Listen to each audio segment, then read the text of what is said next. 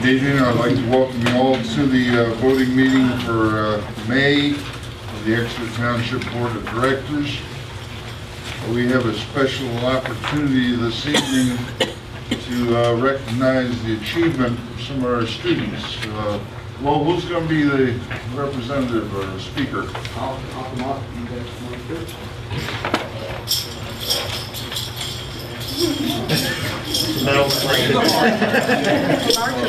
The sound of success. Make sure you get this guy's name in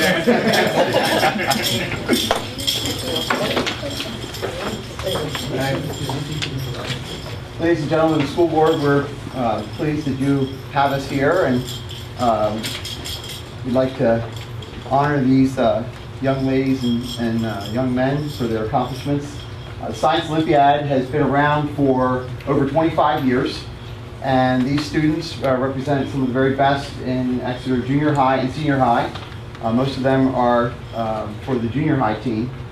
And in the Science Olympiad, the students, they are going to be challenged with events that deal with the four disciplines of science. They're events that include physics and chemistry, biology, and earth-based science. They're also doing things that require engineering and mathematics. In fact, today in education, the buzzword is STEM. And Science Olympiad has been a STEM program before the word STEM even existed. And so it's been there, and we're glad that these kids are taking advantage of the opportunities that they have here. And we're also very glad that you guys support this wonderful program. So they're going to introduce themselves to you and tell you some of their accomplishments. So we'll start off here with... Hi, my name is Sai Karapati. I am a 9th grader, and at this year's competition I got 5 medals. One for anatomy, one for disease detectives, one for experimental design, and another one for, this one is a state medal. I got it for meteorology. This one I got for simple machines.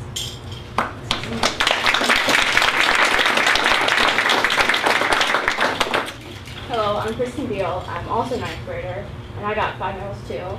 I got 4th place in Dynamic Planet, 3rd place in Rhodes Scholar, 2nd place in meteorology, 1st place at Solar System, and that states I got 4th place in Solar System also.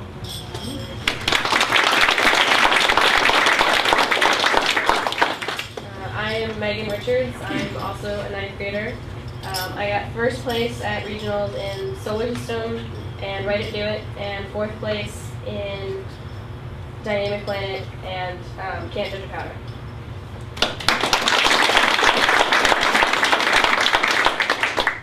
I'm Jackie Richards, and I'm a 7th grader, and I won Write It Do It in regionals as my partner, Megan Richards. I'm Dylan Godinez. I'm an 8th grader, and I got a 3rd place medal with the United States. I'm Michael Perkins. I'm a 7th grader. I got 4th place at Heredity, and at States I got 5th place for Heredity. I'm Siddharth Mokaraju, and I'm in 7th grade. For regionals, I got 2nd place for Simple Machines, 4th place for Heredity, and 5th place for Heredity and States. I'm Dylan O'Hara, and at state competitions I got 3rd place in wheeled vehicle. And I'm a 7th grader. I got 2 3rd place medals at regionals for Crime Busters and Rhodes Scholar. I'm Yashika Kavitapu. I'm a 7th grader, and I got a 2nd place medal for Disease Detectives, a 2nd place medal for Experimental Design, a 3rd place medal for Crime Busters, and at States I got a 4th place medal for Solar System. I'm Emily Gillespie, and I'm also a 7th grader. At regionals, I got a 2nd place medal for experimental design. I'm Jason Price. I'm a senior. And I got a second place ribbon for technical problem solving and for entomology. I'm Taylor Powell, I'm a junior, and I got a third place ribbon for rocks and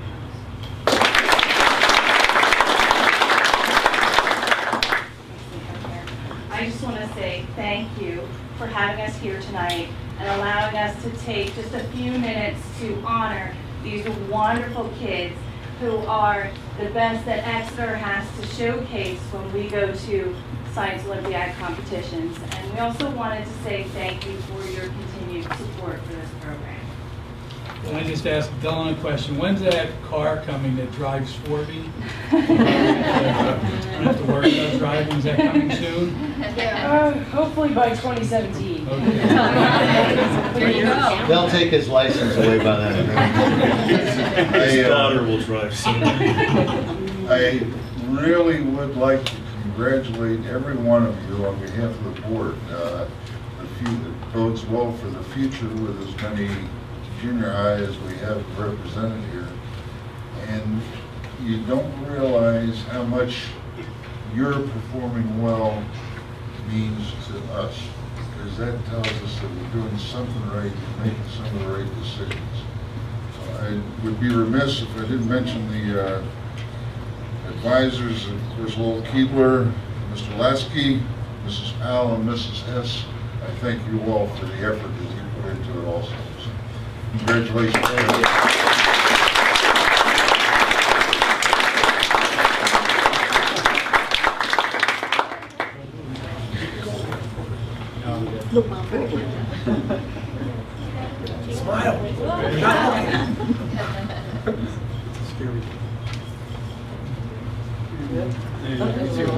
Wait, keep looking smile.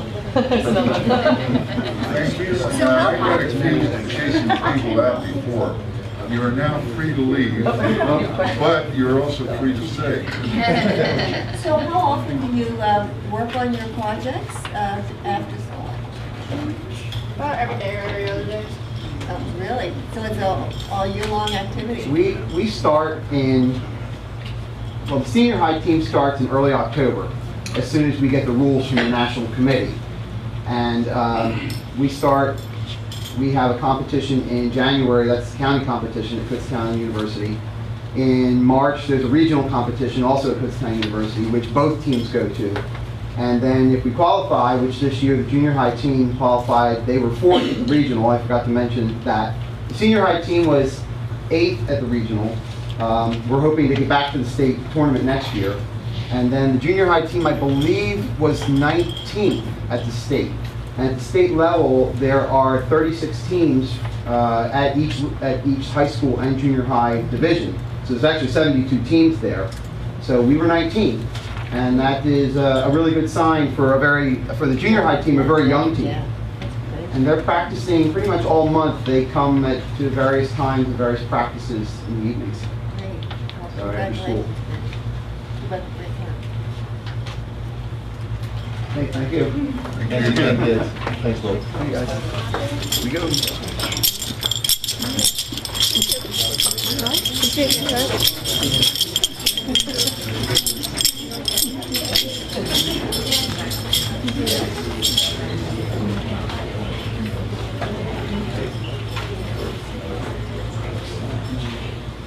And with the meeting,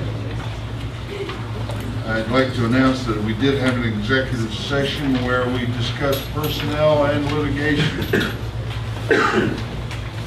Is there anyone who would like to address the board this time? Public comment.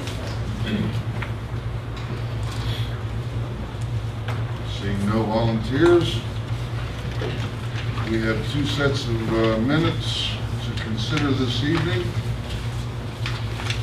If no, I'll accept the motion to approve those minutes. Second. I have a motion and a second. Are there any discrepancies or discussions warranted? Hearing none, all in favor of approving the minutes as printed, please indicate so by saying aye. Aye. Opposed? Motion carries.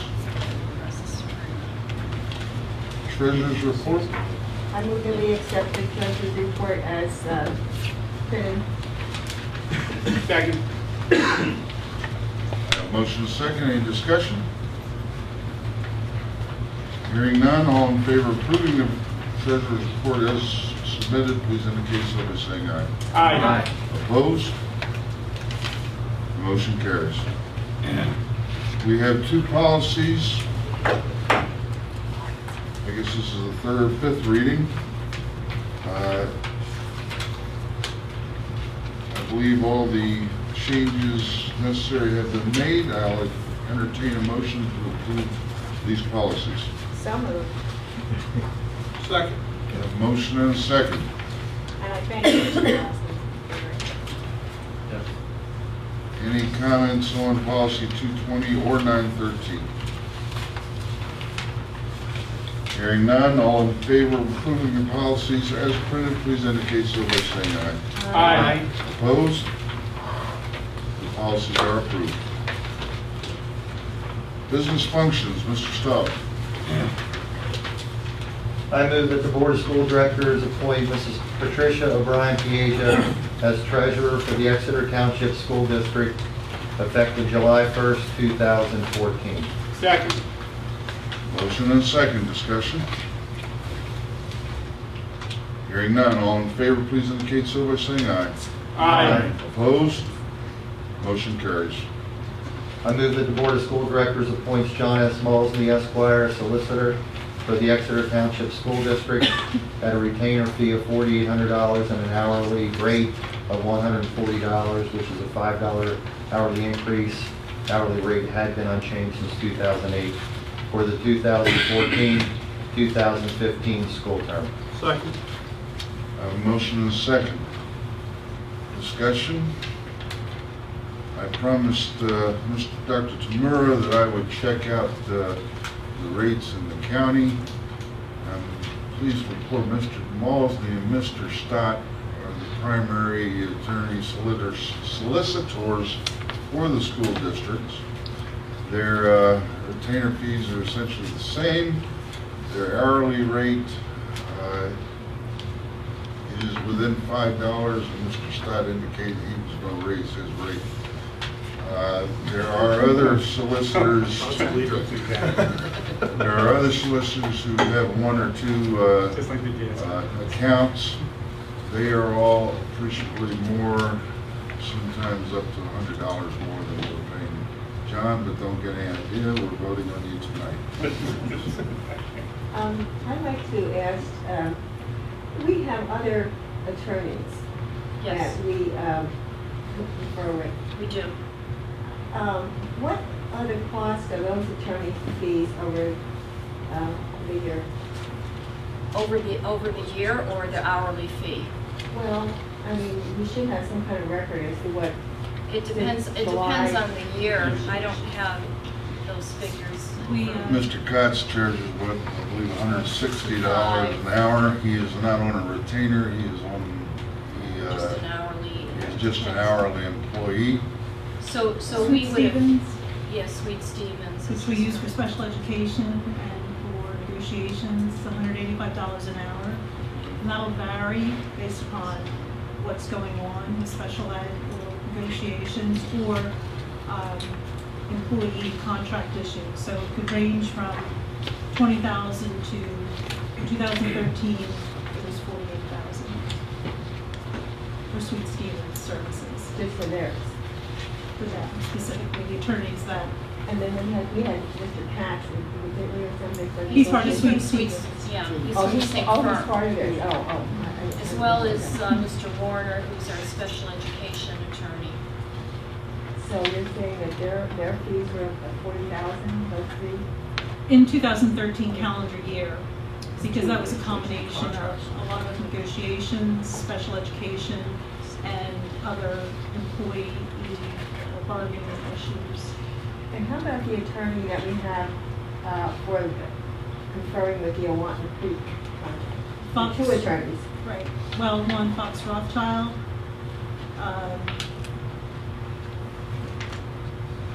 Their hourly, depending upon the attorney, their hourly rates range between $240 and $325 an hour.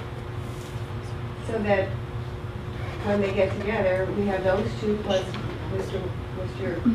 Malsey, so that's costing us about $600 an hour when they confer for an hour, I guess. Yeah, it does. It does. Some attorneys get allowed at $1,000 an hour, one person. And you put 5 in a row, it's 5,000. But should your solicitor be able to do some of those things without outside help? I think that Mr. Malsey could speak to specialties more than I could, since I'm an engineer and he's an attorney. Mr. Malsey, why do we have 2 or 3 attorneys?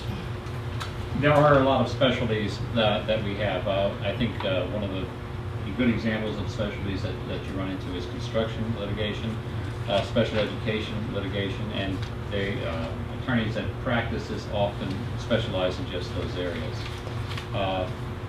The solicitor is more of a general counsel, and as a general counsel, you have the contact with the client, but you also use specialists as you need to facilitate the performance of the legal matters. Well, I think attorney fees are, something that we have to address. I don't know. I mean, the settlements that we have for special ed, I can't see how they would be any less with, Mr. Walsey looking at them as compared to what they do. I mean, if they seem to be very lucrative as far as what the settlements are. But it's a problem, I think, with our district, Okay, and I don't want to oversimplify it, and maybe I am by saying this, and John, you can tell me if you think it's not a good analogy, but it's kind of like your primary care physician as opposed to, if you have to see a neurologist, if you have a, problem in your spine or something, or in your brain or something like that. You're not, you can't know everything in the field, and to get the best advice, you sometimes need to go to a specialist, because if we make a mistake, it could end up costing us a lot more than the fee of the attorney. So My GP did not remove my kidney, right. and I wouldn't have wanted him to. Right. Therefore, when I approach a special field of law, I prefer to have an expert in that area. Is there any other discussion? All in favor of Mr. Malsley's contract, please indicate so by saying aye. Aye. Opposed? The motion carries. I move that the Board of School Directors approve a change to the agreement between owner and architect dated June 20th, 2006 to include additional services for the completion of the site work at the Awadden Creek Elementary School. The services will be invoiced in accordance with the hourly rate schedule in the agreement. The hourly rates are unchanged since 2006. Second. Motion and second. Discussion.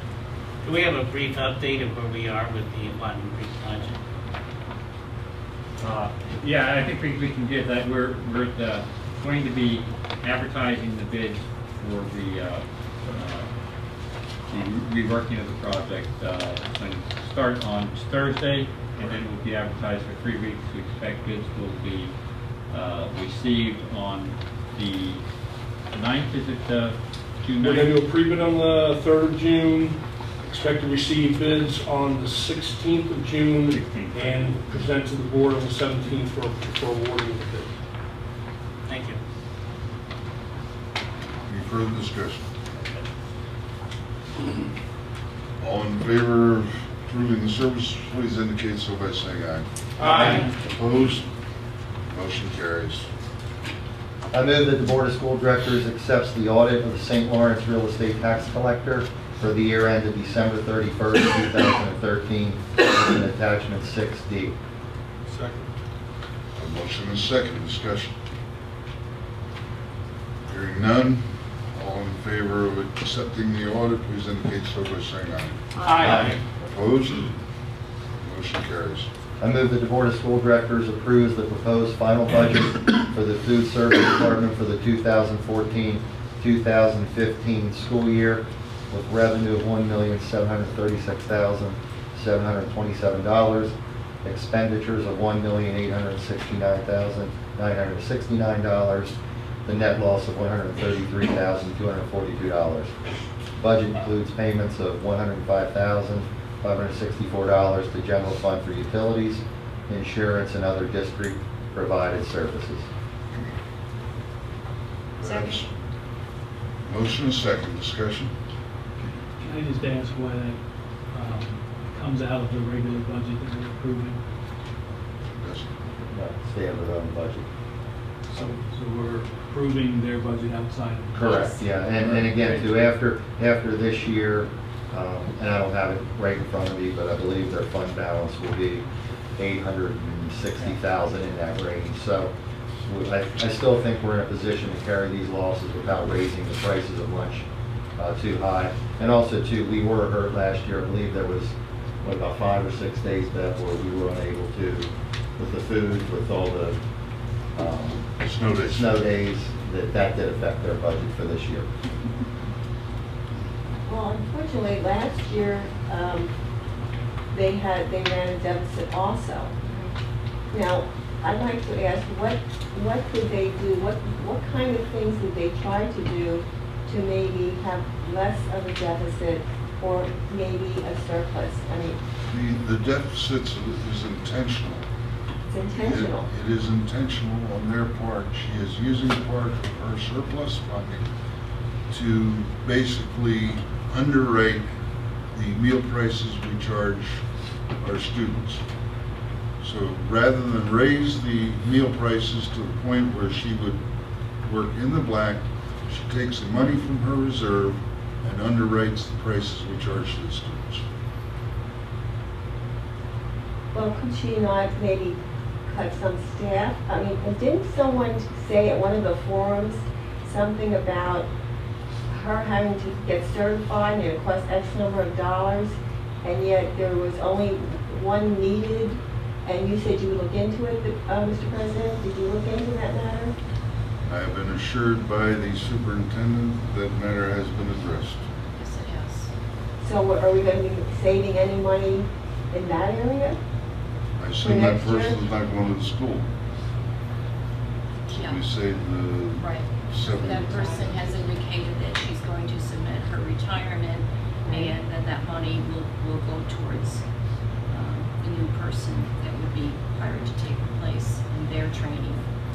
But what the person said was that everybody kind of was certified, and that was not necessary, that there only needed to be, I don't know, one within a building or something. So are we over certifying people just to say that they're certified? I mean, I don't, the way she's talked, That it seemed is that a way. food safety course, Yeah. and I would rather have every person that works in the cafeteria certified in food safety than have one person running around trying to ensure that the others don't. And it's only every so many years. It's not like it's a continuous thing. And once they're certified, they remain certified for a number of years. I think it's a good practice to make sure that all of your staff are trained, even if it's not absolutely required by law. It's only in their best interest and the best interest of the students, and for our safety record as well, and insurance purposes and so forth. I think sometimes we spend money when we don't need And it. again, that comes out of the food fund, which is separate from our budget. I think Gloria does a lot to try to save money. I mean, that's always on her mind to a fault sometimes, She's always thinking about ways she can economize. Well, I know one of the biggest issues has been the changes in the menu and the requirements for Right. the healthy food, and to make sure that everything, you're Healthy kids. meeting these units here and these units there. I know it's becoming more and more difficult. It's Fresh not just food, us. and just the It's increase in across, food it's prices. across the board where it's going to become more and more expensive. And again, the increase when it was recommended, I believe, was like a nickel. Because you battle, if you raise it too much, your subscription goes down. So it's one of those, how do you weigh it? But again, too, with where we are from a fund perspective, I would much rather take the hit now. I think once you get down to that $300,000-400,000, you're going to have to look at it closer to raise the prices more. But at this point in time, if she's there running it every day, feels that this is the direction she needs to go, and part of the reason we did have the loss we had this year was because of the weather, then I personally would be okay with it. How did we get this big, huge fund balance? Was that from past years or?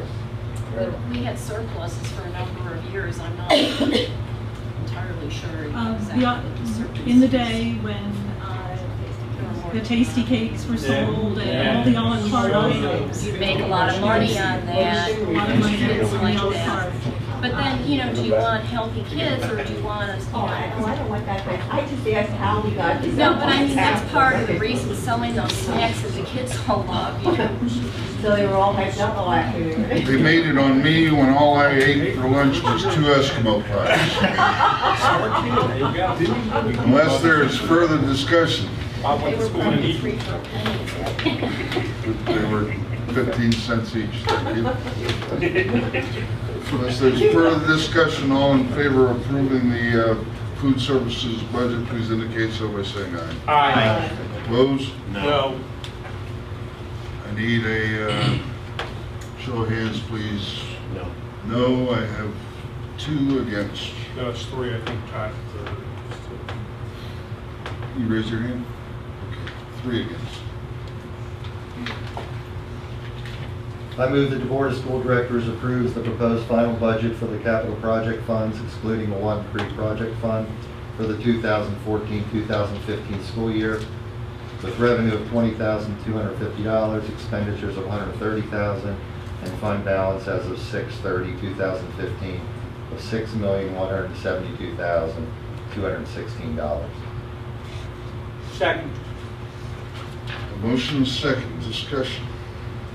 Did someone give a description of what capital project funds is comprised of?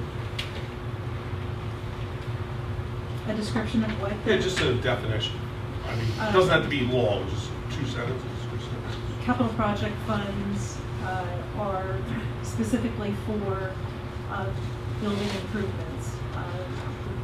This fund, how its balance has come about, is in years where there is an excess of revenue over expense, the board would authorize a transfer of general fund to capital project in order to build a fund to address small capital projects. In January, you recall, we issued $2.5 million of new money. So that's really, it's dedicated to building improvements. Now, and the board does have the right to take money out of those capital fund and put it into the operating funds, do they not? The transfers that have been made to this fund, no.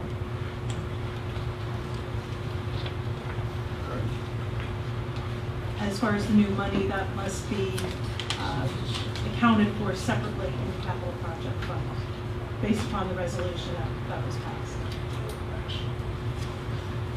Any projects in that budget would be voted on separately, correctly? Correct. They would have to be Any brought up separately. expenditure. I have a question. Does this, voting on this doesn't limit us in any way for any expenses we might encumber to the transportation center over the next year? I mean, because we'd be drawing it from that fund. Does it limit us in voting on this? No. Traditionally, the school board has presented a budget showing what the funds are, what the planned use would be, and sources. But of course, that all can change. Thank you. Any further discussion? All in favor of approving the capital fund as printed, please indicate so by saying aye. Aye. Opposed? No. Vote is 8-1. I move that the Board of School Directors approves a 1-year renewal of a planned service agreement with Johnson's Controls for the York chiller at the Exeter Junior High School in the amount of $6,234 for the period 6/1/2014 to 5/31/2015, which represents a 3% increase over the current year. Second. A motion and second, discussion. Hearing none, all in favor, please indicate so by saying aye. Aye. Opposed? Motion carries. I move that the Board of School Directors approves a one-year renewal of plan service agreement with Johnson Controls for HVAC control systems to senior high, junior high, Rifton, Lorraine, and Lausch at a cost of $46,719 for the period 7/1/2014 to 6/30/2015, and this represents a 3% increase over the prior year. Second. A motion is second. Discussion. And did they give you any reason as to why they needed to increase this 3%? Or I think I'll let Mr. Pitts answer that. They basically, everyone's cost goes up, healthcare, everything else. A lot of their expenses are labor driven, just like ours are. Last year, they originally proposed a 3%. Basically pushed them back to 1.7, tried to do that again this year, and they said they couldn't absorb it. We did, 2 years ago, we did reduce the overall contract by reducing some services, taking a little risk on some of the repair parts. Basically, they stood up and said they've got to cover their cost for their increased labor. That's why we pushed it to 3%. So for next year, are we going to be looking around? Are there other companies that could service us and maybe look around? The challenge with controls is that it's a marriage. The wires are throughout the building, the systems are proprietary. We had the opportunity several years ago, because we were dissatisfied with some of their treatment of us. We transitioned over Jackson Wall to Siemens. We put the new building towards Siemens, which has made them more honest. But in terms of pulling out everything and putting in another company's stuff, the expenses would be astronomical. If you're going to switch controls, just like a marriage is a close thing, if you're going to decide on a divorce to a controls company, you have to choose the right time to do it. If we were going to renovate a building and we wanted to switch away from Johnson, that'd be the time to do it. Same thing with Siemens. If Siemens was not stepping up to the plate, you'd do the same thing. If we're going to do a renovation building, that is the time to change. But having the two companies now and sending the message that we are willing to switch has made both companies very honest to us. Any further discussion? Is there just a difference in the contract year for these two firms? There's no particular reason other than that's when it evolves? That's when it evolves. All in favor of the contract as presented, please indicate so by saying aye. Aye. Opposed? Motion carries. I move that the Board of School Directors approve a one-year renewal of Lutron Services for a maintenance contract on the Awadden Creek Lutron lighting control system in the amount of $5,828 for the period 6/7/2014 through 6/6/2015, which represents a 1.2% increase over the prior year. Second. Motion is second. Discussion. Hearing none, all in favor of the Lutron contract, please indicate so by saying aye. Aye. Opposed? Motion carries. I move that the Board of School Directors authorize District Administration to advertise for sealed bids for the sale of one Hobart potato peeler purchased in 1981 at a cost of $3,244 by the Food Service Fund. Second. Motion is second. Andy, you have any idea how many potatoes we peeled with this machine? A lot. Any further discussion? Yeah.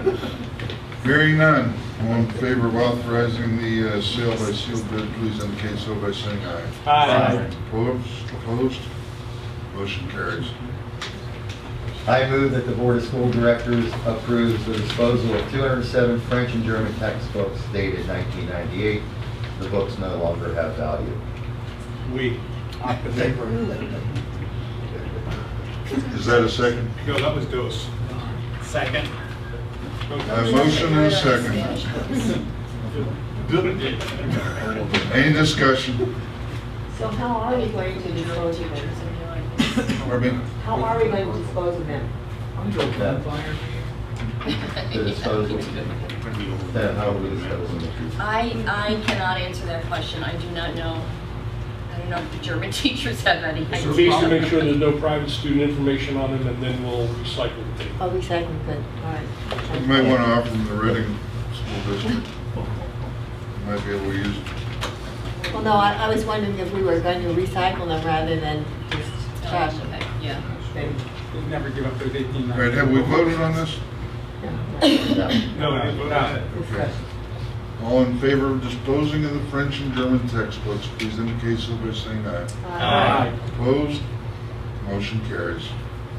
I move that the Board of School Directors authorize district participation in the Berks County Joint Purchasing Board for the following bids, items 1 through 12 as listed. Second. Motion and second, discussion. I just asked the question on number 8, the digital media equipment technology supplies. Is it a possibility that the one-to-one technology would be brought through that program? No, they typically don't have that type of item. Well, it depends next year what they're going to have on there. We generally get state contract vendors for our laptops or Chromebooks. So it depends what's going to be on there. Well, it takes a while. Number 11, it says cereal and snack food products. What kind of snacks are we trying to use for? They're the same snacks that we... I don't know the specifics, but that's just the name of the particular bid. It may be in all of our... What's on the So it's going to be, in accordance with the Accordance- guidelines? Whatever the specifications of the bid have to be in accordance with the regulations. Oh, okay. No, there is no further discussion. All in favor, please indicate so by saying aye. Aye. Opposed? Motion carries.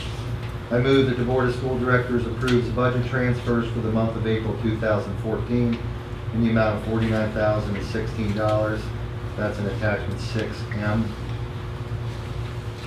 Second. Motion and second, discussion. So what did we say, the 30,000, why do we have to transfer 30,000 from maintenance, capital equipment to, what was the reason for the? Well, Mr. Pitts, you want to talk about the piece of equipment? Because we're reducing our staffing with the grounds, we basically need more mowing capability.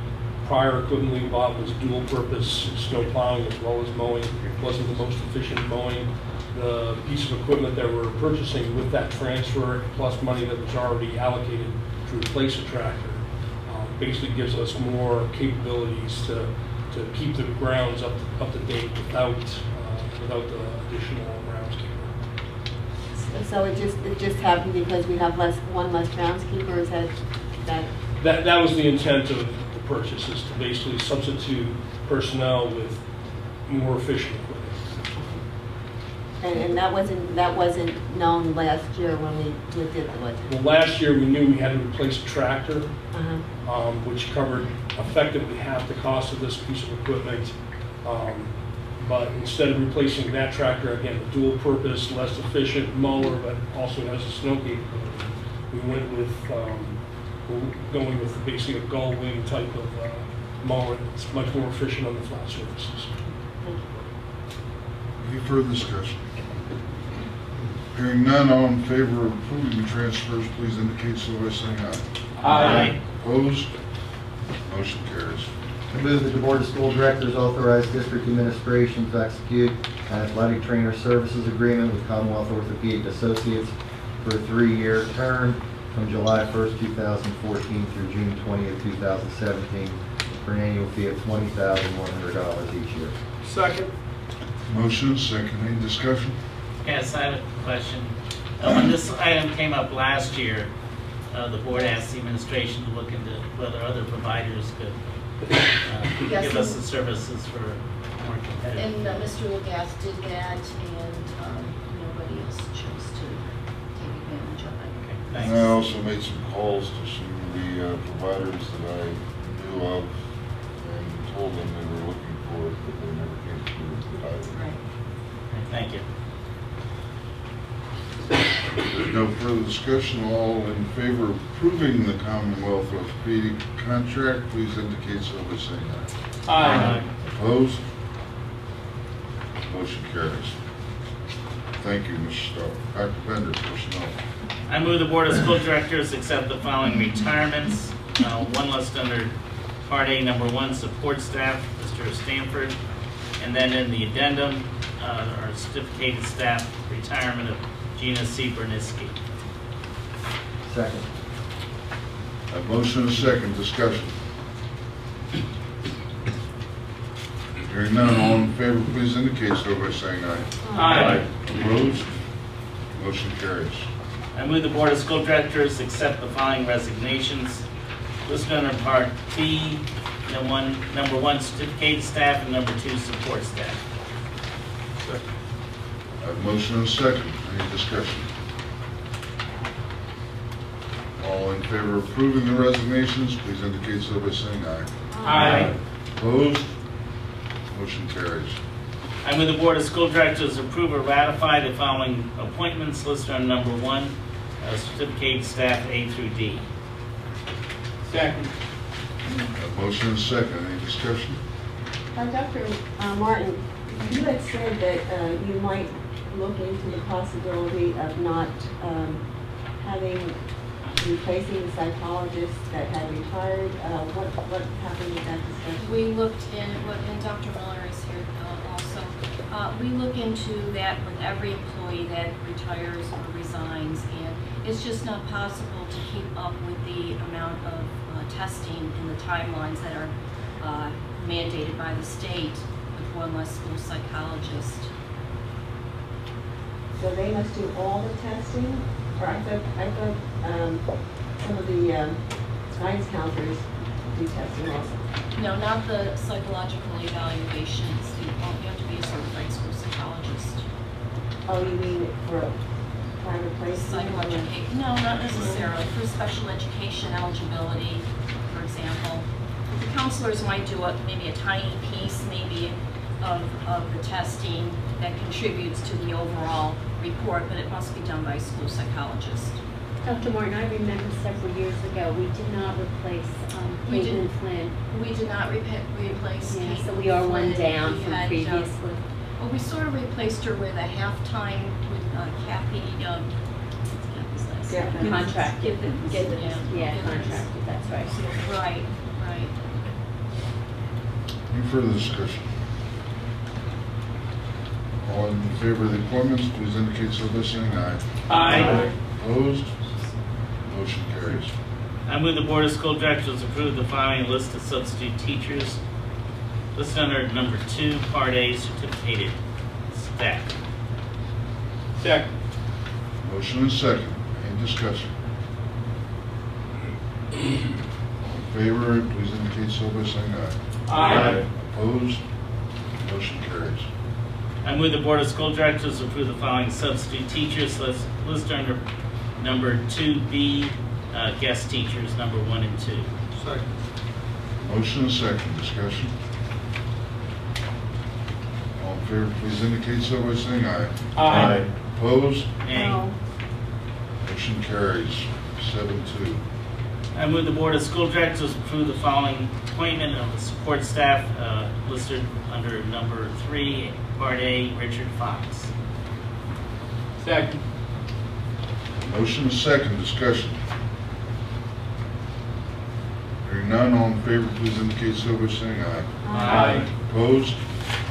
Motion carries.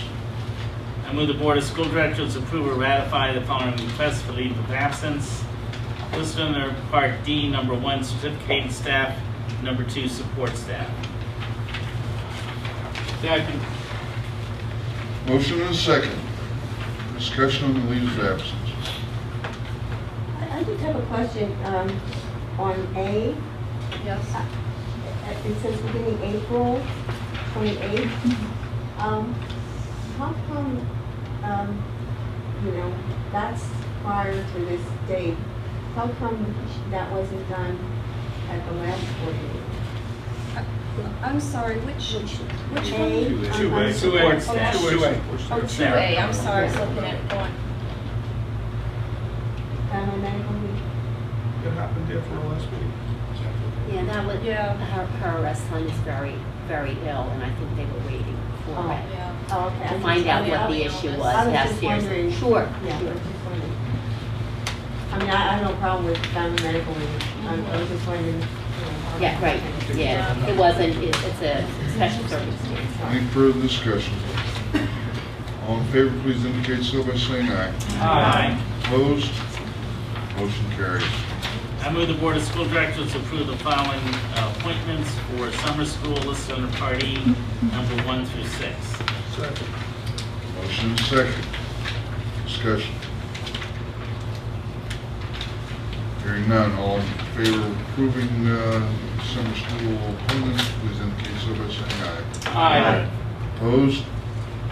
Motion carries. I move the Board of School Directors approve the extended contracts for 2014-15 school year for the attached list of employees under Part F. Second. Motion is second. Any discussion?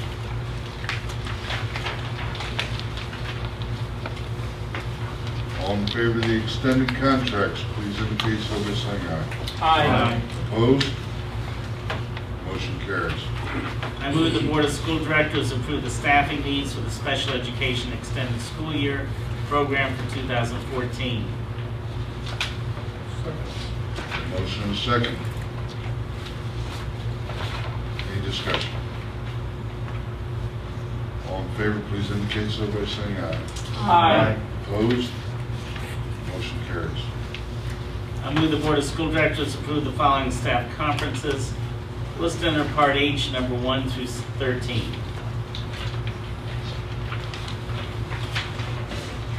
Second. A motion and a second. Discussion.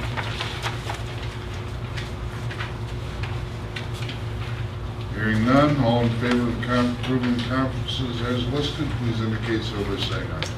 Aye. Opposed? Motion carries. That concludes personnel.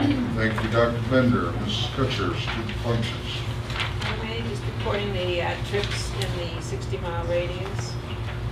Item B, I move that the following field trip, which is beyond, field trips which are beyond the 60-mile radius be approved, items 1 and 2. Second. Motion is second. Discussion. Hearing none, all in favor of the trips, please indicate so by saying aye. Aye. Opposed? No. Motion carries 8-1.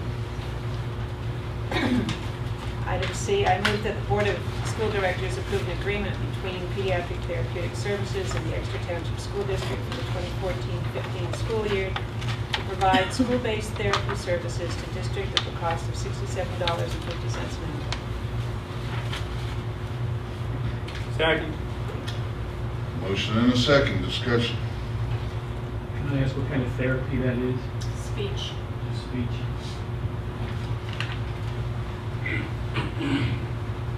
There's no other discussion. All in favor of approving the contract, please indicate so by saying aye.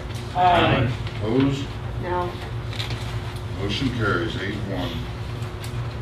Item D, I move that the Board of Directors approve a contract with Pathway School for 2014 extended school year program services from July 14th, 2014 through August 15th, 2014 for student numbers 170114 at a cost of $6,000. Second. A motion is second. Discussion. Hearing none, all in favor, please indicate so by saying aye. Aye. Opposed? Motion carries.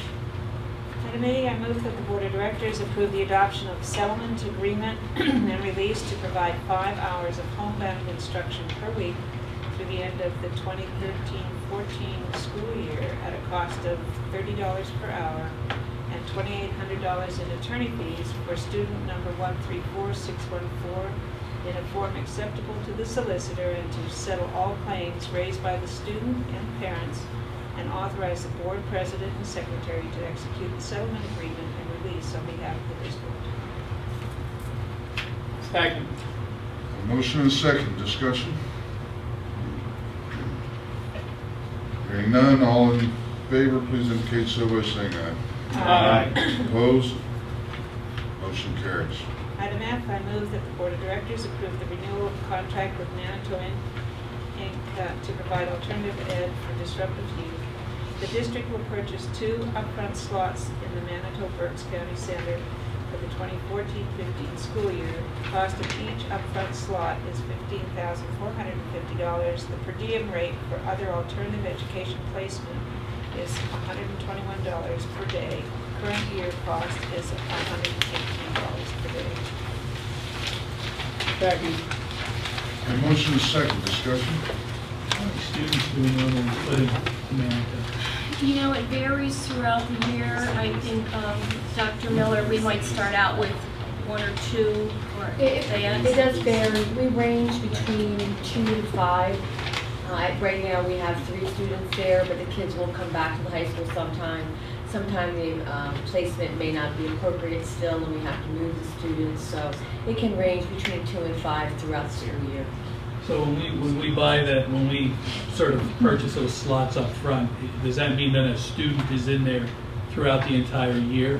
We have a slot for the year. It could vary. It could be student A for a few months, and then student B could come in. That slot's already paid for. So different But kids the can risk use the that you same slot. run by purchasing more slots is that you may not have a student to fill that slot, and you're still paying for that slot. You're committing to paying for it whether there's a student there. So it's always a fine line between, you know, getting the better deal for paying the slot up front, but maybe not having a student in that slot. So, you know, it's usually a guesstimate. Yes, you know, guesstimate. You would send a board members. Any further discussion? So, Dr. Miller, how many did you say we have presently? We have 3 students there now. And how many have you had during the year? During the year total, with kids that have come and gone, probably about 7 at any one time. We have between 2 and 5 students there. I think throughout this year, there's probably been at least 7 students that have either are there now or have come and gone. Don't you think it might be wise to at least do 1 more slot? Because at 1 more slot, it would only be $85 a day as compared to $121 a day. The board could recommend that. We could, you know, reconsider the motion if you thought that would be a good idea.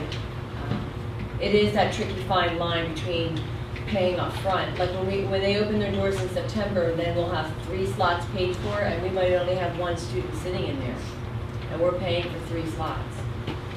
Well, are all those students that are there now going to come back to the high school or wherever they are, or what? You never know till we start again. Some are slated to stay there. Sometimes children move. We have a student who will graduate this year, so it varies from year to year.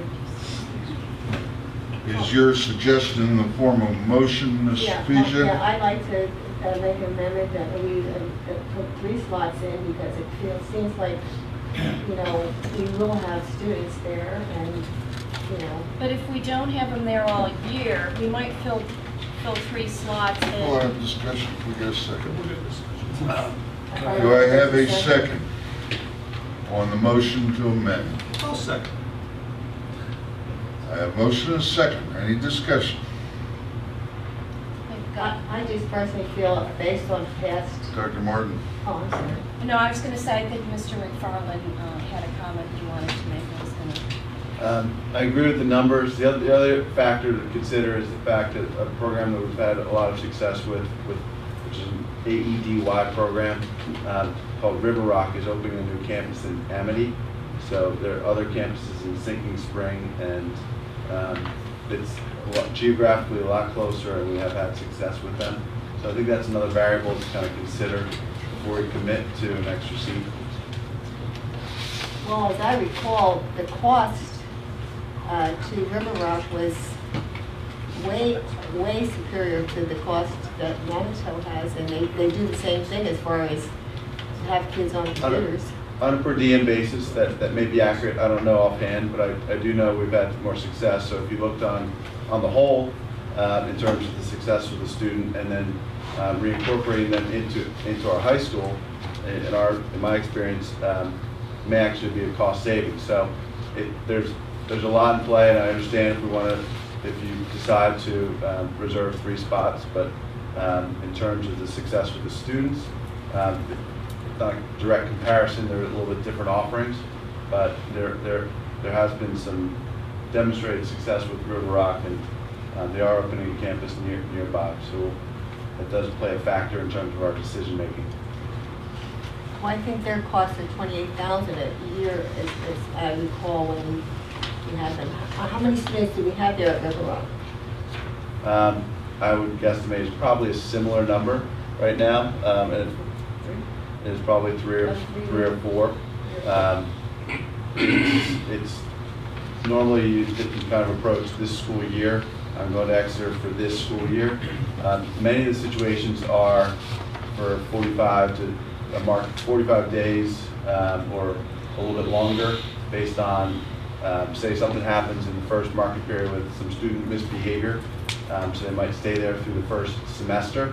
So the assumption that they're going to stay there for the entire year isn't always correct, and that 45 days to 90 days, whatever it might be, it's a crucial time for the students and the district to make sure that they're getting the services they need, in the hopes that they can come back to the high school, which actually, from a cost perspective, might save us money.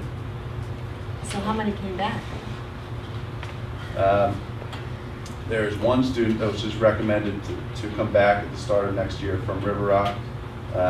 Earlier this year, we also had another student from Manitou, so we probably will reincorporate or bring back anywhere from 5 to 10 students per year. From both Manitou and River Rock? Is that what you're saying? At times. I will be voting against the amendment. I go with the opinion, the studied opinion of our staff rather than the intuitive opinion of the board. Any further discussion on the amendment? All in approving the amendment to purchase 3 days at Manitou, please indicate so by saying aye. That's 3 slots, right? 3 slots. 3 slots. I'm gonna have to do it. All in favor of the 3 slots at Manitou, please indicate so by saying aye. Aye. Opposed? No. The amendment fails 8-1. We're now considering the basic proposal question to contract with Manitou for 2 days. Is there any further discussion? Call for the question. All in favor of the arrangement as indicated in the question, please indicate so by saying aye. Aye. Opposed? Motion carries. Item G, I move that the Board of Directors approve an agreement between Devereaux Foundation and the Exeter Township School District to provide a summer ESY education program for student number 170278 for the period July 7th, 2014 to August 22nd, 2014, at a cost of $210 a day. Second. A motion and a second. Discussion. Hearing none, all in favor of the agreement with Devereaux, please indicate so by saying aye. Aye. Opposed? Motion carries. Item H, I move that the Board of Directors approve tuition agreements between New Story and the Exeter Township School District to provide extended school year services for students number 160500, number 140373, number 230154, and number 200583 for the period July 7th, 2014 to August 1st, 2014.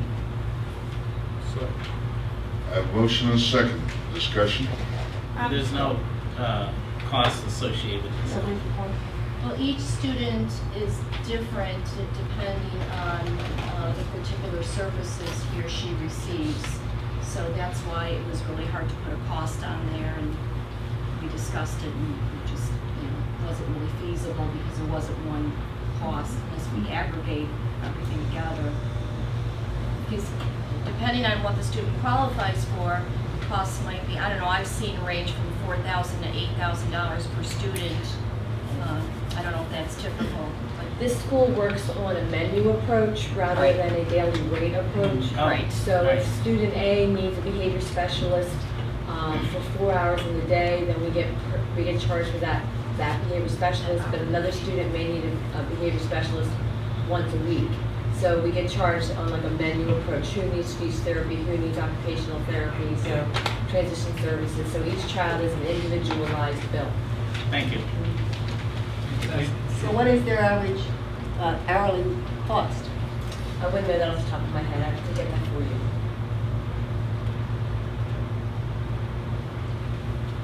Again, we don't, as you know, we don't have a choice about extended school year for students that qualify. It's mandated. Now, do they go to, where do they go during the school year? To the school. To New Story? Yes. Well, some parent was talking to me about New Story, and she was very unhappy with New Story as far as the services they were providing her child. I have another question. The extended school year varies for GH and I. Wouldn't there be a certain standard of what an extended school year means? Again, it is individualized by students and it depends on. I mean, I don't know what Devereaux offers that another school doesn't offer, and what those students need. I know Devereaux is usually a school for behaviorally disabled students. But to answer your question, Dr. Bender, Oh, go ahead, each please. program can actually set their dates and hours for their ESY program. Some schools with like children with severe autism, they might run from the second week of June till the second week of August, where children with maybe more like, we run in our district here, the kids that stay, we run for 3 weeks, 4 days a week for half the day. So it really depends on the needs of the students and what the programs can offer and what they need to offer for the kids. Okay, thanks. And that meets the IEP for each That meets the individual. IEP. Right. Thanks. Any further discussion? So this is less than a month of extended service? Each one is completely different. So July 7th to August 1st? Mr. Trevino is recognized. The only question I had was these items from C to I, are they all considered unfunded mandates? I mean, are they things that we have to, that we're required to provide, or I'm just trying to sort of understand? All of the special education services that are indicated in each of those letters, yes, Mr. Chapina, we don't have, for students who qualify, we must provide the services for which they qualify as specified in their individual education plan. Yes. Thank you. Dr. Miller, I asked you a question before Mr. Quinter did let you finish. You're now recognized. July 7th to August 1st? That's what, 3 weeks? Is that about 3 weeks? It's whatever they have set up as their ESY program. For the new So story who does that? students. Do they do that in conferring with you, or? No, the program set up their own ESY dates, hours, programming. They set all that up independent on their own. The question has been called by Mr. Brady. All in favor of approving the news story contract as submitted, please indicate so by saying aye. Aye. Opposed? No. Approved 8-1. Item I, I move that the board approve tuition agreements between Hogan Learning Academy LLC and the Exeter Township School District to provide extended school year services for students number 221165 and 141366 for the period June 23rd, 2014 to August 8th, 2014 at a cost of $350 per day. Is that per student? Per student. Okay. Second. Motion and second discussion. Just a quick question. What's the specialty of Hogan Learning Academy? Is that for autism, Sue? Yes, Yeah. severe autism. Any further discussion? All in favor, please indicate so by saying aye. Aye. Opposed? Motion carries. Hey, Bob, just Sir. one thing on the special education, I was looking at on the budget numbers. In 0809, our costs were at $9 million and our reimbursement was at 2.8. 14-15, our costs are 12.8 million and our reimbursement is 2.4. So you're looking at 42% increase in cost and a 14% reduction in reimbursement. So when you look at some of the things that we have to, as far as from a budget perspective, there are certain things that are just absolutely out of our control. That's a really great observation, too. That's Is the new system going to affect this year? supposedly does, yeah. The new The three-level? formula. I don't know if it hasn't passed yet, Oh. so we're waiting for that. The special ed has been budgeted 16% of the student population for at least the last 5 years. They passed a new formula where it has 3 levels of severity and it will be paid on the basis of severity if it passes along with the budget. So it is being addressed. I don't know how good it will be, or how effective it will be, but it supposedly will give us some relief. I mean, it makes some sense because there are some students whose needs are so severe, it drives the cost up to a rate that the district cannot easily support. And then there are many students who are mildly disabled, and their costs can be met right within the school. The special education teacher, not as severe, not as... If we didn't identify the problems, then we would make out because we wouldn't be paying for any care that they needed. But, I feel better knowing they get the help they need. So I just have a question about that. Now, the 70, we can apply for extra income for children whose care per year costs $75,000 or more. Do you think that's going to be included in that new calculation system? You mean or that separately? I think you'd still apply for that separately, but they keep raising the bar on, the threshold, I should say, on how much you have to spend before you can apply for the money. And I know we did apply for a student last year and we were refused. And you don't always get it. They have so much money they allocate, I guess, and when, if your student doesn't, after that time when they've spent their money, then that's it. So. The only other thing I had to comment on was a little article in the paper. One of our students, and maybe you're going to do this actually, so take it away from me, that graduated from MAC. Yeah, actually, Mr. Quitter brought it to my attention. I hadn't, and I still haven't read the article because I forgot to look for it. But yeah, I was going to mention that about the young man, and I don't know the whole story. I don't know how that all came about and so forth. So I really have to go back and read that story. It sounds like it. Well, he took advantage of the dual enrollment program that we offer. And in his write-up, he says that he would ensure to get all of his Exeter work done by a certain time of the day so that he was free the rest of the day to address the courses at RAC. So it's obviously a man that's very ambitious and is taking advantage of the opportunities that we offer, but not very many take advantage of. He graduated with his associate degree. He got his associate degree last week, and he'll be getting his high school diploma this coming week. So, can't count the schedule. Very cool. That is really cool. And that's we have higher standards in rap. And that's all the news that's fit to print. Curriculum, Mr. Disinger. I move that the Board of School Directors approves tuition, It is recommended that, I move that the Board of School Directors authorize the appropriate school representative to submit to the Pennsylvania Department of Education contingent on federal and state funding of the following grants: Title I, Title II, Title III, Alternative Education, and Accountability Block Grant and/or Ready to Learn Grant. Motion and a second. Well, we're submitting applications for those grants. We hope. I was wondering where the contingency was. What do you mean?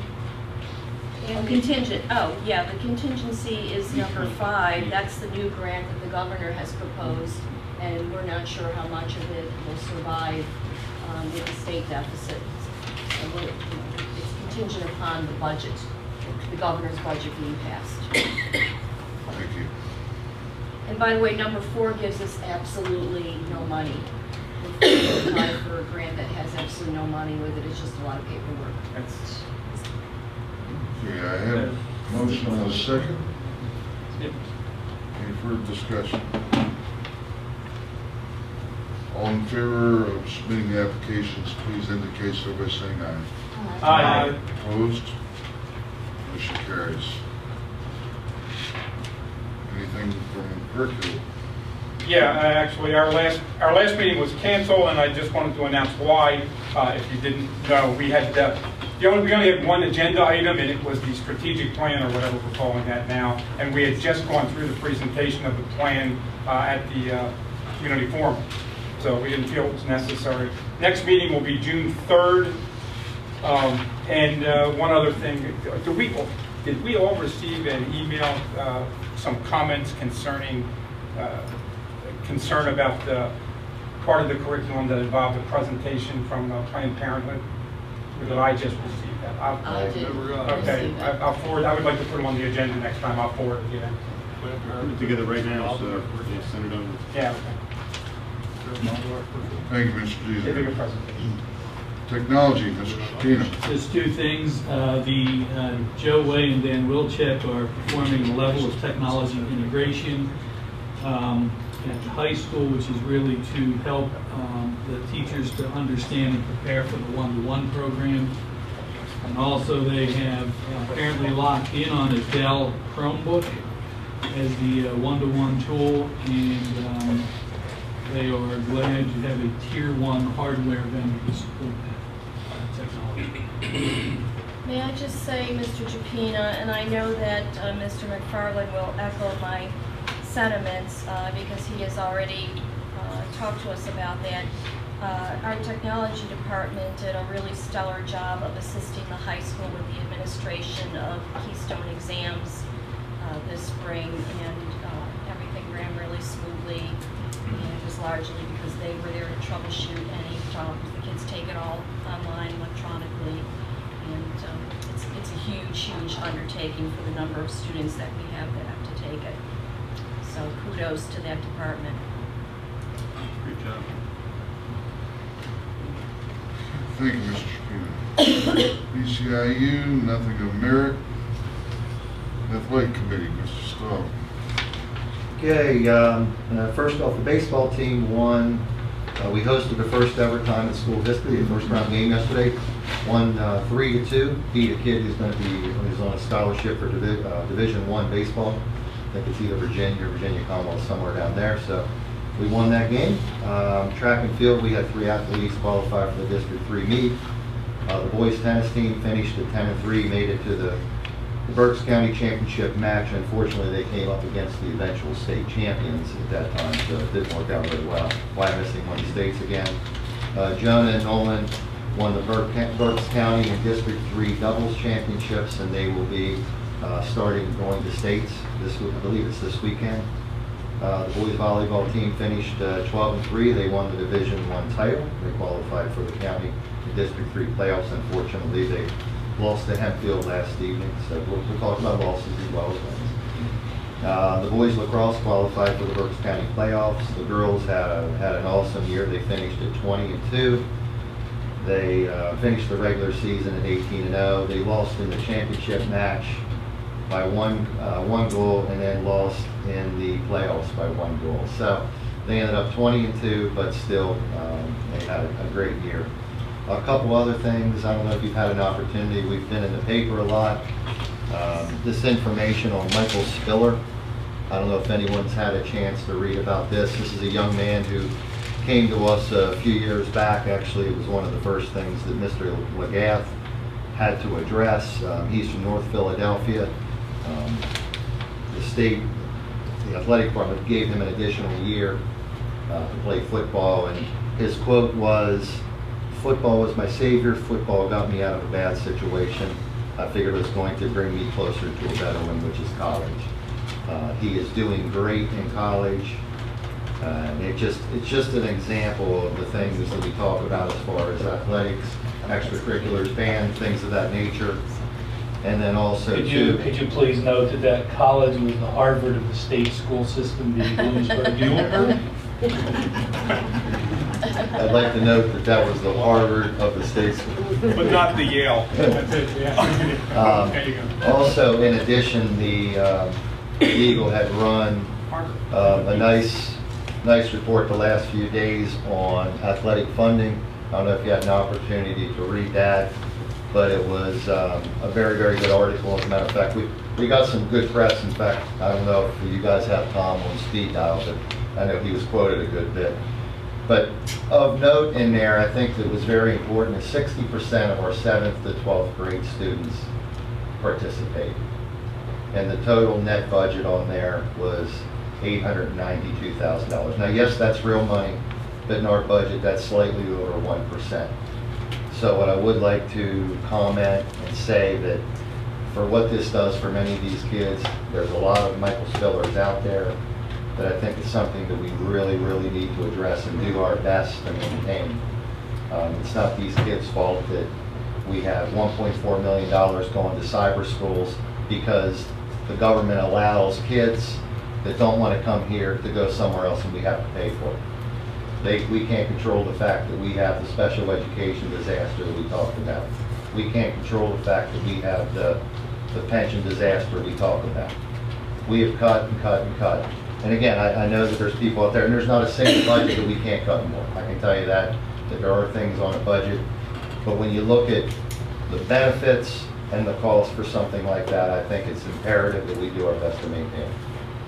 Mr. Staub, also I noted that when I looked at our figures in comparison to similarly sized districts and where we stood in the county in relation to our size and the amount of the budget for athletics, I think we come in looking really good.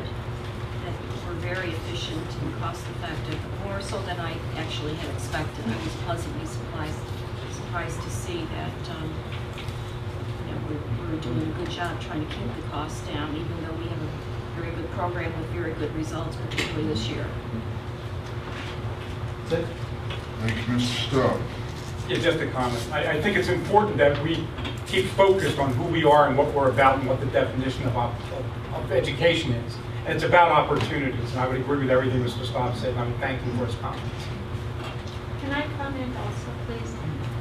Would you like to read, in there they tell you how many schools have students from another school coming in because those schools don't have athletic programs. And if you look, we've got this big slice at the top of the programs that Antietam shares with us, and no one else has anything coming close to it. No. We have football, field hockey, cross country, boys and girls, golf, boys and girls, wrestling, lacrosse, boys and girls, track, boys and girls, swimming, boys and girls, boys tennis, middle school, girls soccer. And there are some other schools, but it's typically one or two sports. Those students add to our program too, and it's wonderful to have them. I just on the issue of sports and things, do we have any figures as to who might be getting scholarships, like whether it's an athletic scholarship or an academic scholarship, from our graduating seniors? I think if you can find that information for the June meeting, I think it would be very important for the citizens to know that, we are graduating a lot of students that are going on to academic performance at the college level, and because the different things that we provide here, they are getting, you know, a very good, maybe free ride, or maybe half, you know, maybe, In some maybe, cases. you know, 50% of their education, you know. That's a really good point, and we do keep those statistics, and we do also survey students after they leave us to see where they're at later. And in fact, Monday night we had the award ceremony, the awarding of both athletic and academic scholarships and so forth. So yeah, I don't have that information here this Yeah, I think evening, it would be great for the community to know that. You yeah, know, And I think, Jim, you had said, you know, in the past about advertising the scholarships and. Well, I looked upon it as, if you were to look at the private schools and what they typically use in their marketing paraphernalia, they wanted to show what your result is, what's your big payout, what are we investing in, and I felt that if we could summarize the gross quantity of scholarships that our students are able to attain, that would then reflect on how well we're doing for our students after they want to leave here. You know, what do we provide for them as the next stepping stone when they want to have? Jeff, do you think our guidance office at the high school has something that they could give us to help us out with that? Yes, and I don't think exact numbers are Right. possible right now because Maybe it's seniors. too early. Put round But yes, we could get a ballpark. Be I good to know know. anecdotally, some of the top seniors academically were offered full rides and Yes. at different places and are still just making that decision as to what makes the most sense academically versus financially. I know at least 4 or 5 of our athletes who were in the press for signing days, getting full ride to Air Force, for instance, going to Millersville for swimming, going to Lebanon Valley for football, a couple other places I remember off the top of my head. So we could get an approximate number. Well, could we also maybe, I'm sure there are probably some music students that are getting some kind of scholarships too for you know, to pursue music or even art students. I mean, because a lot of people, they think that art and music and, you know, phys ed or sports are frills, but actually, I mean, they are an integral part of, you know, the education system for the students.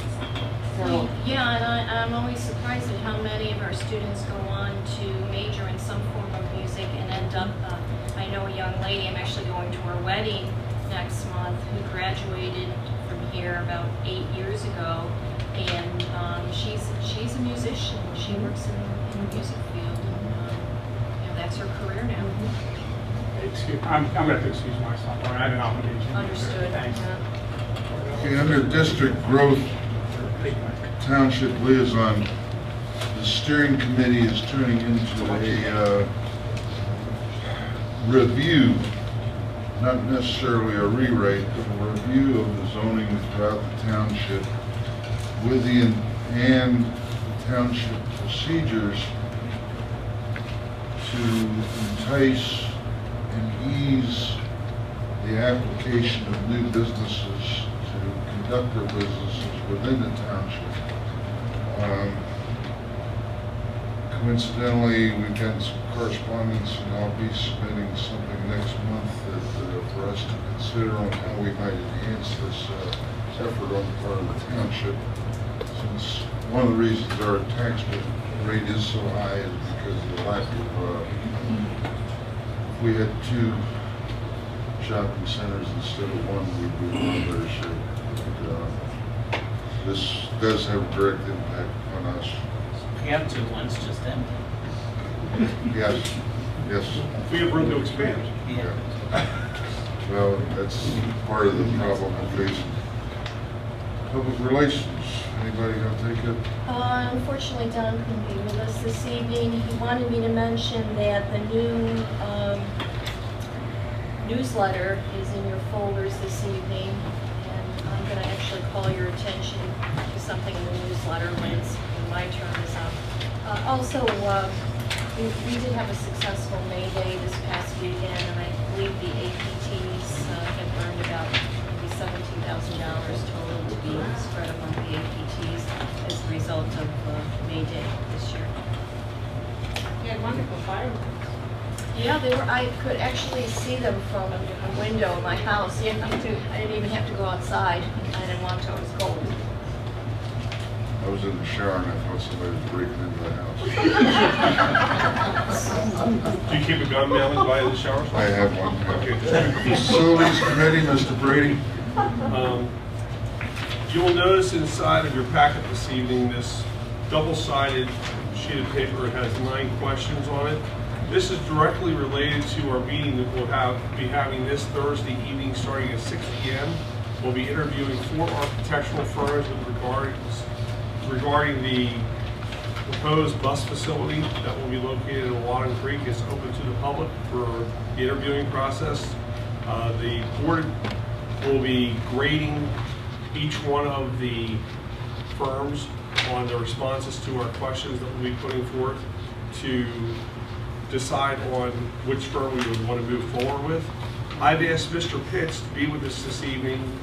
I've asked him if he could give us maybe a 2 or 3 minute summary of the existing conditions and what our goals are for the new facility, what it would bring to us versus what we have currently and why we want to go forward. I don't know, Mr. Pitts, do you know how old the current facility is? Originally, no. I believe we've had it for 30 years. But I don't know the original. More than 30. Oh, more than 30. Since 72. Like 40. Bob would know. Yeah, it is a facility that's been nursed along, and as I believe Mr. Cornett said, I think even Rick refers to it as the black hole. It has outlived its usefulness. We have torn down barns to be able to park buses. It's landlocked. It's in sad shape. Doesn't meet all of the safety requirements that we really should have in terms of being able to clear off snow, lift buses, have exhaust systems on the buses while we're working on them. Basically, it is an old 1950s style maintenance facility, and here we are in the 21st century. Is that close enough, or would you like more? I can go on for now. Anybody have questions for Mr. Pitts? Can't. I guess I do have a question, and it's really just a simple question, which is how would the new building improve the delivery of the students to the schools? I won't speak completely for Rick. I'll address the facility capabilities. We are not following the law in terms of clearing off the buses if we have snow or ice on top of it. That is probably a liability risk if something flies off a bus and cracks open someone's windshield, or even worse, causes a injury. We would be severely liable. That alone is enough of a challenge. In terms of bus drivers and getting the students to the schools and back home safely, I think Rick does an absolutely fantastic job of doing that well, efficiently, and safely. But as we had the meeting the other day, just in terms of the care and feeding of our employees, in terms of the bus drivers, that facility is substandard. But I would say mostly what that facility does for us is it provides a safer environment for the mechanics, a safer environment for our buses operating in bad weather out on the road, and it gives us the capabilities to be more efficient and more up to speed with the rules of the road and the standards required by the state police. Thank you. Other questions? Meeting's on 22nd. 22nd, 2 days from tonight, 6 o'clock, here. 30 minutes per interviewee. We'll start at 6. Next person will be at 6:45. Next is 7:30. And the final one is 8:15. We'll then take all these, we'll tally them up, and based upon the summary totals, that will come up with the winner.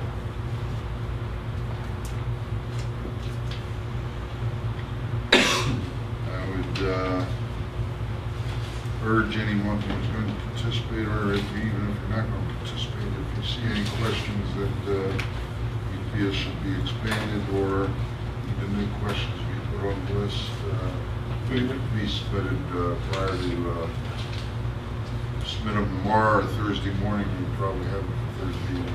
Email them to Ann. When we have this question and answer period, we must stay on script. We cannot vary the question from what is written here, because we're trying to give equal opportunity to every one of the interviewees. More or less.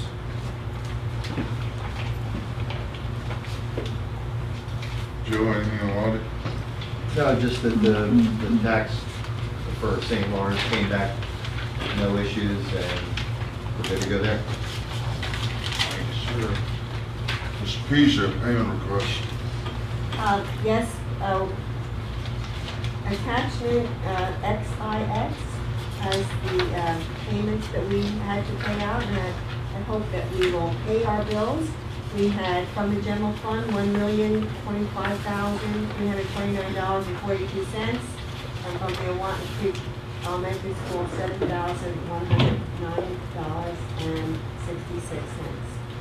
And if you look over them, you can see many of them have to do with cyber education and with special education. The costs are astronomical. Second to approve the payments. Second. Motion is second. Any discussion? All in favor, please indicate so by saying aye. Aye. Opposed? Motion is approved. Dr. Martin, Superintendent's report. Thank you, Bob. You saw before you earlier some students from the junior and the senior high schools who appeared before you to show off their medals that they had achieved in Science Olympiad. We have a lot of great kids doing a lot of great things under a lot of the guidance of a lot of great teachers, and we've had various art shows and concerts and different events that showcase their skills. And Carol mentioned before the young man who was able to actually achieve a degree from RAC before he even managed to graduate from high school, which is a wonderful achievement. His name is Ryan Hoffman, and he's an 18-year-old boy who obviously is a real go-getter, and we're very proud of the achievement of all of our kids. In the newsletter I mentioned before, on the back page, I had mentioned this a few months earlier, but I think it really bears repeating, especially when you bring up the cost of cyber schools. We like to, as a comparison, show our performance as a school district and measure that against not only statewide, what's achieved statewide, but also what's achieved by the, I believe, 8 cyber schools to which our students attend, which tuition is borne by the residents of this district. And as you can see by looking at it, and I think you saw something like this before, and again, we have more data, but this is what we could fit on the page. So it shows that our school performance profile score is 87.5 here in Exeter School District, as compared with the state average 75.8, as compared with the cyber school average of 47.5. You see that there's a marked difference between the performance of the cyber schools to which our students participate, or in which our students participate, and our own performance as a school district. So it's really hard for us to know that we are spending $1.3 million of our taxpayers' money to send our students to schools, or to have our students enroll virtually in schools that we are outperforming almost at a 2-to-1 ratio. Do we communicate to the parents or families of these students that score? Because I'm sure that the cyber school is not communicating that to them. No, I don't think they communicate a lot, and they advertise a lot, and they sure have our money to do that with. But I do not believe that they would communicate this particular data. But yes, this is the first time that we've had the data in this format. But even when it was just based on AYP and so forth in the past, outperformed at the same rate. This, I think that we are going to send out to every family enrolled in cyber school. This is a good time to do it as the school year ends and as people are considering their decisions for next year. This would be a perfect time to do that, and that's definitely on our to-do list. And we have a more, as I said, we have a more comprehensive data that we can send to people that wouldn't quite, fit in the newsletter format that we would be sending out. I think the tragedy in this information is the fact that the students are going to come out so uneducated or under uneducated, and it's questionable whether or not how well they'll do in society at large, in the community. And I don't understand why the Department of Education continues to allow this to go on. It just seems irresponsible. But that's all. Can you explain, what are the color codes here on that chart? Because ours are in blue, but there are others in yellow and red. There's nothing. Oh, okay. The arrows, those little. Yeah. Yeah, blue or green. I thought it was supposed to be green, but maybe it's blue. Means that you're in good shape. You're doing, what is expected or above what is expected. Yellow means that you're in a warning. You're below, but you're not too far below, and that's a warning state. And red means that you're way below and you're in trouble. Well, in relating to what Carol said, the Secretary of Education told us at a Berks County School Board Association meeting that she would take away the certification of any cyber school that was not meeting the expectation. She would not renew their charter. Their charter, right. She would not renew the charter of any cyber school that was not meeting the standard. So we'll see. Unfortunately, the charters are either 5 or 10 years long. Right. Is just temporary. And yeah, and she's per tenure probably won't be 5 or 10 years. Yeah, that's. But you know what? If she starts that ball rolling and shuts down 1 or 2 of them, that's a start. I agree. I would think it would be worth celebrating, actually, truly. And I'm not being facetious. Yeah, I would love to see that happen. But in the meantime, I think Mr. Trapino is right. I think we have to get the word out about this. And, I think the place to start is at meetings like this, but also by communicating with students that are enrolled in these sub-performing charter schools.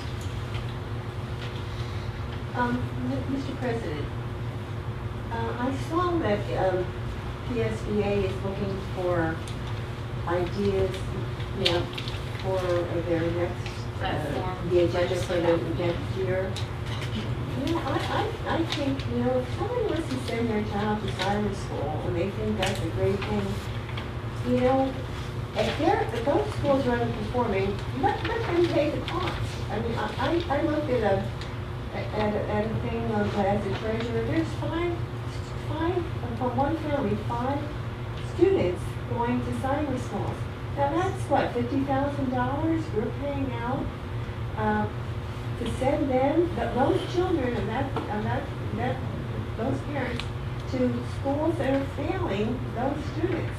I don't care if they want to send their kids to failing schools, but when our school is doing the right thing, I think we should have legislation that says, all right, if the school district that your child should go to is meeting the standards that the state has set, right, then, let them pay for it themselves. But we should not be our taxpayers should not be on the hook, because it's taking away from our own students, and the things that we can provide for them. I think we're all in agreement with you on that. Okay, so maybe we should think about, I think that is part of their legislative, one of their legislative goals, to continue, to fight for. I mean, how long has this been going on that you've been fighting for reform?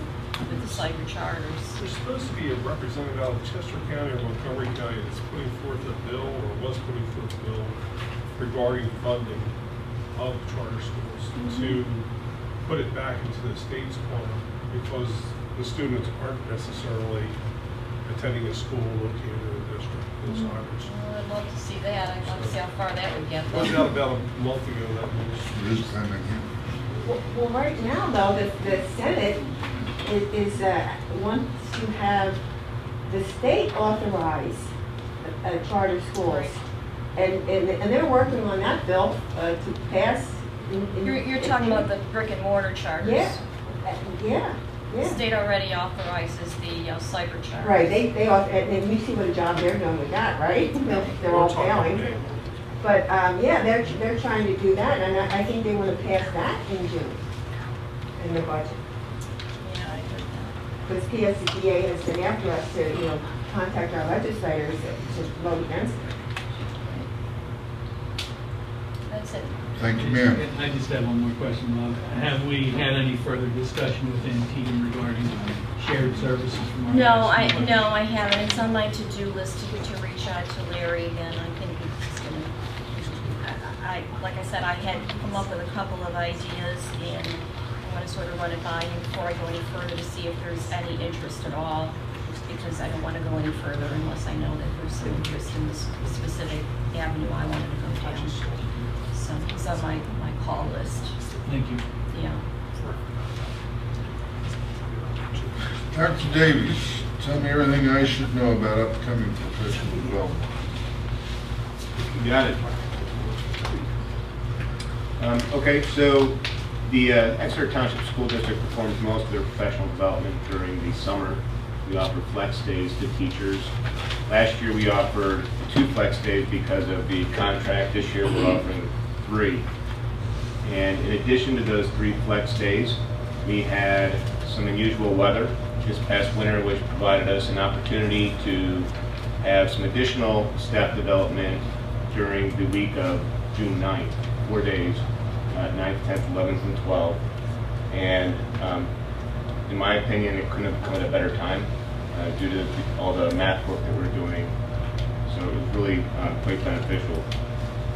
So I'd like to just run through some of these things. I did put something in the agenda about the purpose of our professional development. We've been really, really good in making sure that it's very meaningful for our teachers.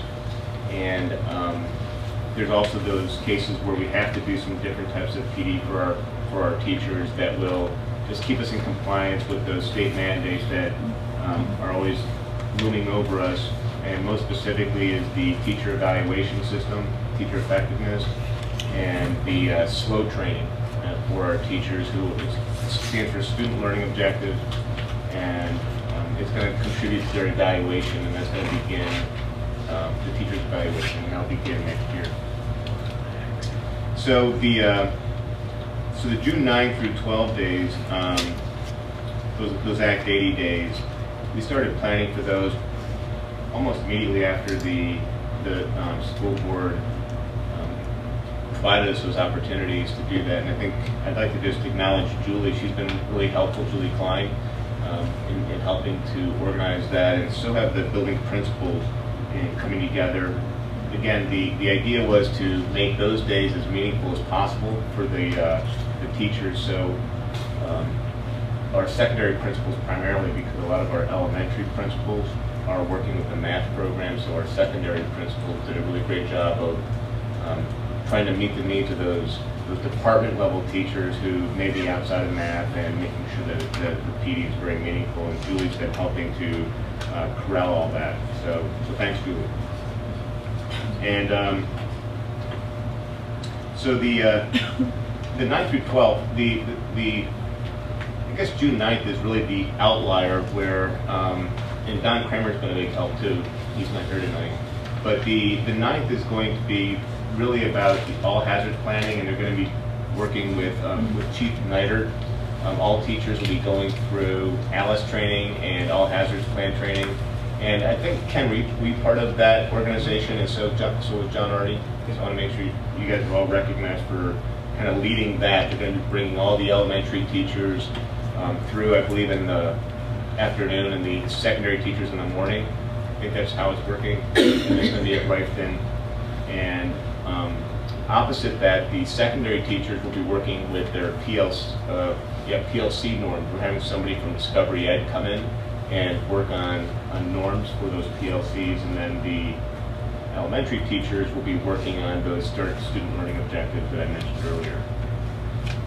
The rest of the time is really very specific to the building, and at the secondary level, I'm going to say the rest of the time, the 10th through the 12th, while all the elementary teachers of math and all the secondary teachers of math are just going to get some very intensive professional development in these new math programs. 3 days will be provided to them with outside consultants. It's actually 4 days for the secondary folks, so we're really excited about that. And we were able to work with Mrs. Rockland, the new supervisor of mathematics. She's going to be joining us for that time, so she'll be working with probably the secondary teachers and getting, again, accustomed to the new math programs during that time as well. And then she'll be joining us on July 1st. So that's pretty much the gist for the June dates.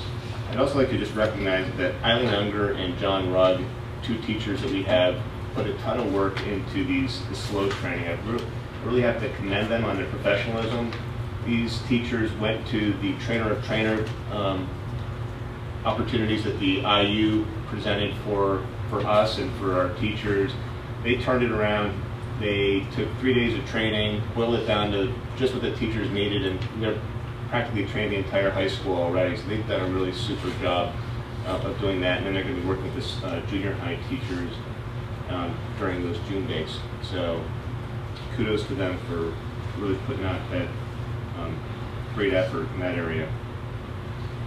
So in addition to the PLC training, our secondary teachers will be working with curriculum writing, and then there's going to be either a half day or a full day dedicated to the one-to-one laptop training initiative for those teachers who will be working with the computers. So it's another opportunity that these activity days afforded us in June. Now the flex days, again, going back to the idea that the importance of this math rollout is, it just is very critical that we get the, everything all right over there? You guys gonna make it? See things jumping around. Is that this math curriculum starts off on a really strong note in the fall. So we have provided opportunities for all of our professional staff who are teaching mathematics to use all 3 of those flex days to either work collaboratively with their colleagues at the grade level or at the department level, at the course level, to collaboratively go through units and begin to start looking and getting their hands into these new materials so that they can start planning instruction. Also to work independently for that. So there's going to be a lot of opportunities for Mrs. Rockland to get into each one of these teachers' classrooms and myself to support the teachers in that area. So we're really pleased to be able to offer that as well. I just want to make another note. We do have, with this new STEM initiative, we have Zach Potter. He'll be attending a training out in Bucknell. Am I correct with that? You've gone to Bucknell for that training. He'll be out there for 5 days, and he'll be coming back from that prepared to teach our first course here, Introduction to Engineering Design. So again, another very exciting thing for us up at the high school. The other areas that we're working on this during the flex days are common formative assessments, curriculum revisions, a lot of technology workshops run by our Stellar Technology Department, and other just department level activities that we have going on, specifically to art, guidance, those things that are really outside the norm. So it's kind of typical, but I think we did a really great job of making sure that it's focused and meaningful for our teachers. So, any questions about the upcoming staff development that we have for summer? Thank you, sir. Yeah. Dr. Schlaffer, my 7-year-old tells me what's going on at Jackson Wald. If you'd like to give your side, I'll listen. I'd like to hear her side first.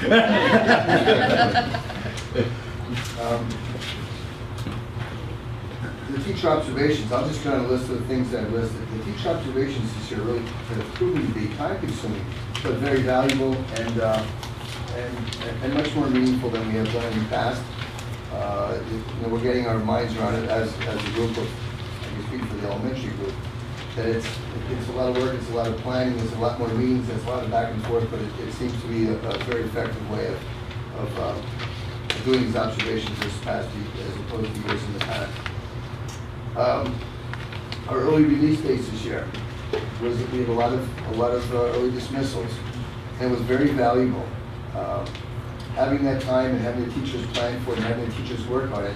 When I went through, it was kind of nice. In our school, some of our teachers went elsewhere, and it was the 5 grade levels working. I was able to go in to see all the groups every time that we did it, every time we had early dismissal. There was no wasted time. It was very effective time. And I think with the math program next year, there's a lot that's going to change with the math program, and I think the time will be very valuable for them to have. I hope that we continue to do that with our early release time and keeping their focus on mathematics, because there's a lot to learn, not only for the parents, but for our teachers, because none of us learned math this way, none of us learned to teach math this way, and it should be interesting. It's going to be a big learning curve for everyone, so the time will be valuable. Here we get classroom aids in a very effective manner, and it was something I was always concerned about, kind of having extra eyes in the classroom when the teacher's working with small groups. We have children who are working in centers, especially at the lower levels. By the time the children are in 3rd and 4th grade, they have a much better ability to stay focused, to know what their chores are, to know what they need to accomplish. So for our lower grades this year, we kind of got all of our aids together that we can get and use them at different times so that everyone had extra eyes in the classroom, which proved to be good for us. We took our PSSAs this year, was kind of hectic with the weather. The whole school year was kind of hectic, and every time we try to get traction, no pun intended with the weather, but every time we try to get traction, which is our best time of the year for learning, we started coming back from Christmas break and moving forward, it's like that's go time for us. And every time we go, we stopped. Every time we go, we stopped. So our PSSA, our kids worked hard. They did a great job, we did the best we can. We'll see how it all turns out. I'm sure that everyone was under the same situation. This year we did a United Way volunteer program where we had volunteers from the community come in on Wednesday mornings and work with our students, 1-on-1, some 2-on-1.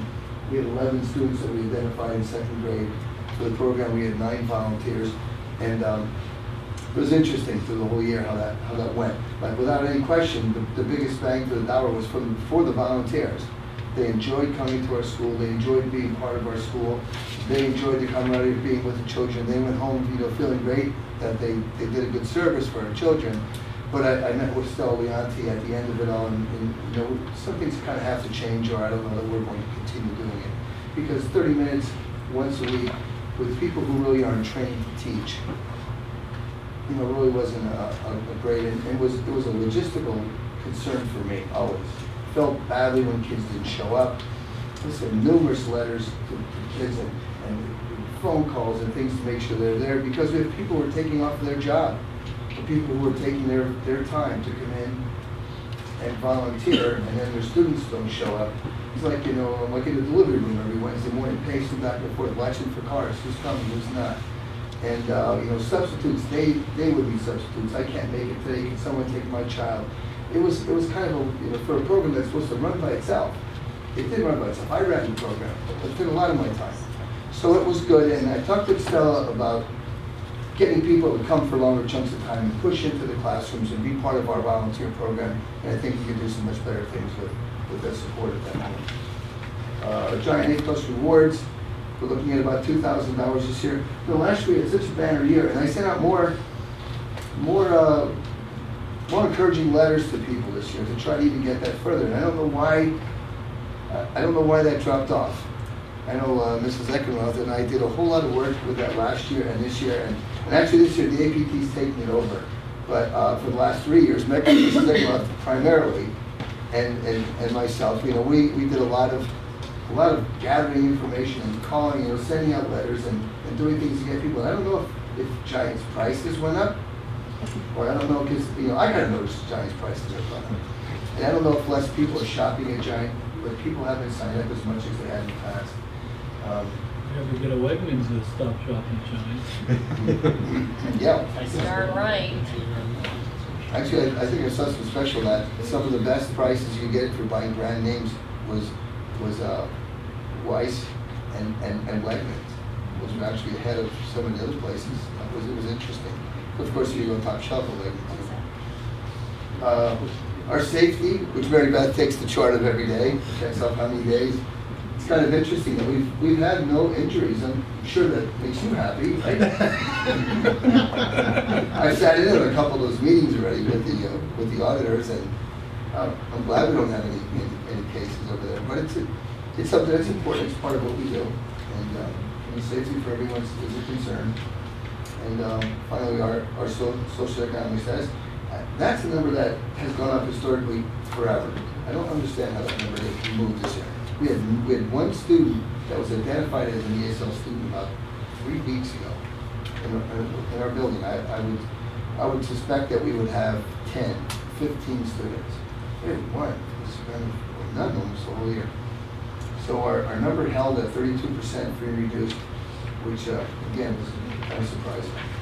So anything now that your granddaughter wants to add to the conversation that I should know? I'll bring our report next week. Any questions, Dr. Slaughter?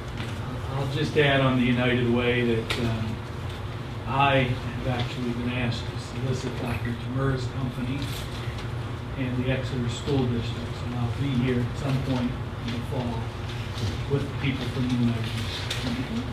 And I know you guys do a good job. Tim has 100% participation with his company. So, in fact, he's designated his entire salary this year to United Way. Thanks, Dr. His school board salary, he made it clear. Thank you, Joe. So Dr. Schlaffer, how is the kindergarten, the all-day kindergarten working out? All-day kindergarten, that was I didn't know how kindergarten, all-day kindergarten was going to go and do a bluesing pre-first at the time. Because pre-first was very effective. But full-day kindergarten has really been stepped up and did all the things that we wanted to do. And I think that also the addition of when we started doing kid writing in kindergarten. Kid writing is probably the neatest thing or the biggest bang for the dollar I've seen in 20 years in public education. And we have a great volunteer group of people with parents. I think we have maybe about 28 people who come in and volunteer every week, rain, snow, cold, to come in and work with the children doing kid writing. So I think the input of kid writing, along with the full day program, and just raising the bar on what our expectations are for the children. Our kindergarten students are leaving, and their parents come in and look at me when I this blank stare, and I say, when they leave kindergarten, they'll be writing like 2 or 3 sentences, all of them, and reading, and meanwhile they're sitting in the audience. The children are coming in September. They can't even hold a pencil. They can't even they don't know the letters of their names. And when they leave, they get to that point, which is something with not too many years ago, we hoped that they would do at the end of 1st grade, or even into 2nd grade. So full day kindergarten is great. Full day kindergarten has definitely been a move forward, a giant move forward for the school district, without question. I'm happy with that. Maybe we can get preschool, and then that would be really fantastic, huh? I was a product of we had K4 when I was in Lebanon School District. And it was kind of amazing. The kids were so small that they came in literally, some kids were this big.